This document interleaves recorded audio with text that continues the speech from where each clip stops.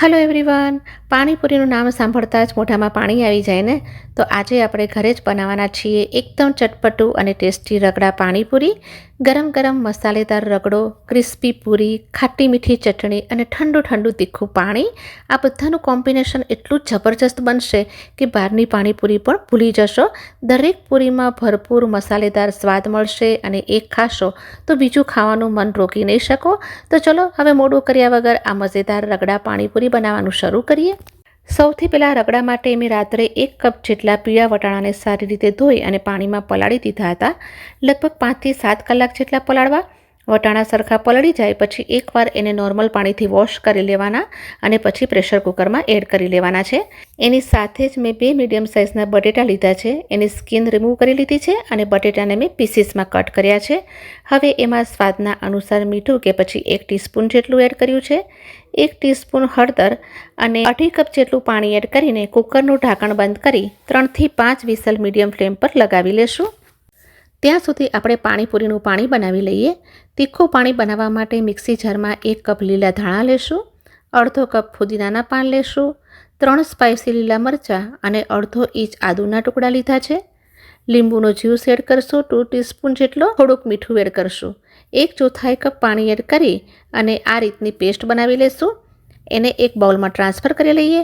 પહેલાં થોડું પાણી એડ કરશું. હવે એમાં એડ કરશું સંચળનો પાવડર, અડધી ચમચી હિંગ એડ કરશું અને 1 ચમચી શેકેલા જીરાનો પાવડર અને 1 થી 2 ટેબલસ્પૂન પાણીપુરીનો જે રેડીમેડ મસાલો આવે છે એ એડ કરીશ. બધી જ વસ્તુને બરાબર મિક્સ કરી લેશું અને 3 કપ જેટલું પાણી એડ કરશું. પાણી એડ કરી એકવાર મિક્સ કરી લેવાનું અને પછી જ મીઠું એડ કરવાનું. હું અહીંયા 1 ટીસ્પૂન જેટલું મીઠું એડ કરી રહી છું કારણ કે આપણે આગળ પણ થોડુંક મીઠું એડ કરી ચૂક્યા છીએ. હવે આપણું પાણી રેડી થઈ ગયું છે તો એને અડધો કલાક માટે રેફ્રિજરેટરમાં મૂકી દેશું. હવે બનાવી લઈએ ગળ્યું પાણી. પ્રેશર કુકર લેશું, એમાં એડ કરશું 1/4 કપ આમલી સીડલેસ લીધી છે અને એની સાથે 7 થી 8 સીડલેસ ખજૂર લીધા છે. ખજૂર એડ કરવાથી ચટણીનું ટેક્સચર એકદમ સરસ આવશે. ગોળ એડ કરશું. ખજૂર તમારા કેટલા ગળ્યા છે એના પ્રમાણે ગોળ લેવો. 1 ચમચી આખું જીરું એડ કરશું. લાલ મરચાંનો પાવડર એડ કરશું. થોડુંક મીઠું એડ કરશું અને બધી જ વસ્તુ ડૂબે એટલું પાણી એડ કરી અને પ્રેશર કુકરનું ઢાંકણ બંધ કરી મીડિયમ ફ્લેમ પર 1 થી 2 વિસલ લગાવી લેશું. તો મેં અહીંયા 2 વિસલ લગાવી લીધી છે અને આ આમલી ઠંડી થઈ ગયા પછી એને ગ્રાઇન્ડિંગ જારમાં એડ કરી લેશું.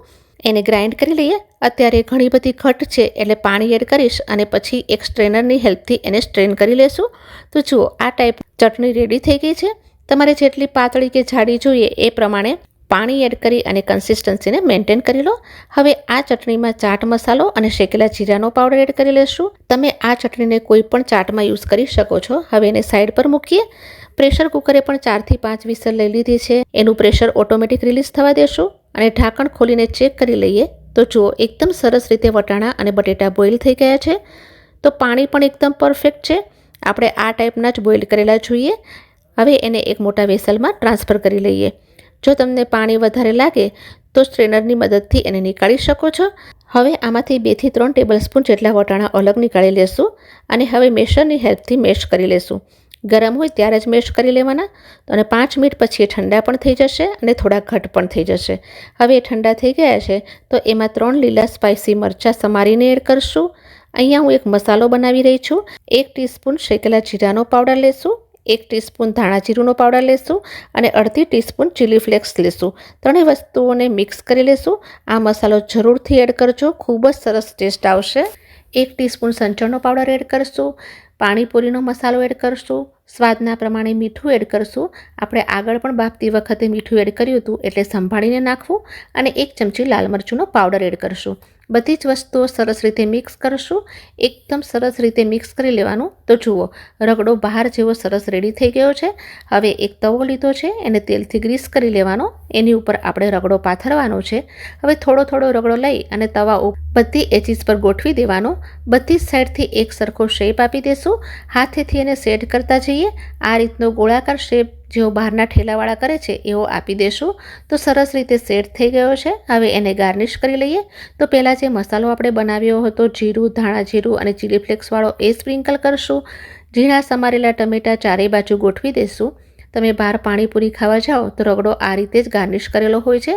જો ડુંગળી ખાતા હોય તો ઉમેરવી, બાકી સ્કીપ કરી લેવી. હું અહીં આગળ ઉમેરી રહી છું. લીલા ધાણા થોડાક ઉમેરી દઈશું. મરચાંને પણ આ રીતે ઊભા મૂકશું જેથી લુક પણ સારો આવે. અને છેલ્લે આપણે જે વટાણા અલગ રાખેલા હતા બાફેલા એ પણ ગોઠવી દઈશું. તો જુઓ છે ને, જોઈને જ ખાવાનું મન થઈ જાય એવો રગડો રેડી છે. હવે અડધો કલાક પછી ફુદીનાનું પાણી એકદમ સરસ ચીલ થઈ ગયું છે.